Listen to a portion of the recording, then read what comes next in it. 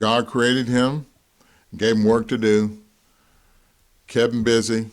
He was taking care of the garden. He was naming the animals. He had a great job, great job.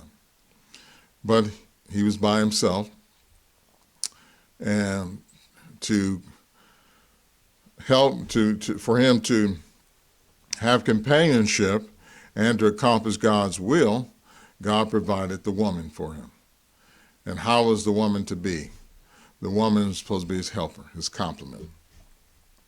This was God's will. And so the man will leave his mother and father and stick to his wife. Loyalty to his wife. No, he wouldn't be looking elsewhere for another woman. He would stick to his wife. And she was to be a complement to him, was she not? So this is the family arrangement. And we know when the husband and wife are loyal to one another, work together, when it's like it's said in the Garden of Eden, things work out. Humankind has gone a long way from that, haven't they? No longer is the man being loyal to his wife, and no longer is the woman proven to be a complement to the man. Instead, now they're each other's competitor.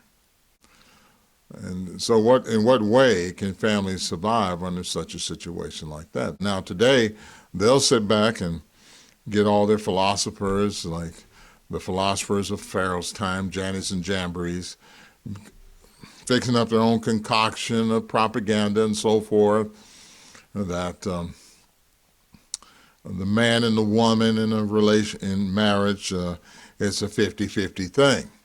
In other words, 50%, 50%. There's an incentive not to stay together. There's an incentive not to do as Genesis spoke about. And so humans have figured out their own way how they're going to handle it. Now imagine if you got 50-50 going on in a household. What happens? Well, a decision has to be made. Final decision, 50-50.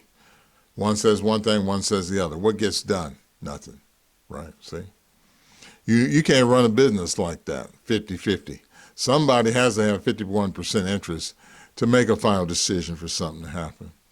So with this 50-50 thinking, there is no way a family can move forward because they're in gridlock. They're not respecting God's arrangement. And so what happens? Separation, divorce, and many other things besides that. And as women try to keep up with men in this 50-50 thinking, they make real bad decisions. You see, women go out there and they will risk their lives trying to be thinking that, oh, I'm the same as a man. They go out there alone doing things that puts them in bad situations instead of using wisdom. Do things in the marriage where if the husband doesn't do what she wants, and you're not no more marital due. That's over with, unless I get what I want. So because of her selfishness, she's tearing down her house. She's not trying to work things out with her husband.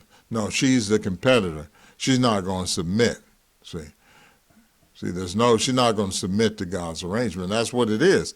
When a woman submits, she's submitting to God's arrangement. She's not submitting to man's arrangement.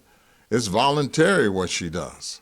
She can either do that or be contentious. And more than likely, today, women are going to be contentious. They're going to view a marriage as just a mere relationship of 50-50. And if they don't get what they want, it's time to move on. The man and woman are competitors. They are takers, they're not givers. Jesus said there's more happiness in giving than receiving. So when you have two givers, things can be worked out. Love requires the meeting of the minds, the meeting of the hearts. It requires giving. It requires working to, as the Bible says, the husband seeing how he can please his wife, the wife seeing how she can please her husband. Two givers, you see. And so God sits back. He already told you what you're supposed to do, but you think you got a better way. Well, how's that working out? It's not going to work out. The wife must understand her role, The husband must understand his role. And until both appreciate it and prepare for it for marriage, it's never going to work. Now, the Bible talks about the woman in Titus chapter 2, verse 4, and how she should be trained to love her husband and love her children. And some people think, well, love is, that's just something you feel. That initial feeling, you may think it's love, but love requires work. Love is a bond of union. It requires work. It requires you doing things to build that love. And so a woman being trained, usually that training will come from an older woman, usually her mother, and to help her to have love for her husband. Instead of being contentious, be the complement that God made her to be.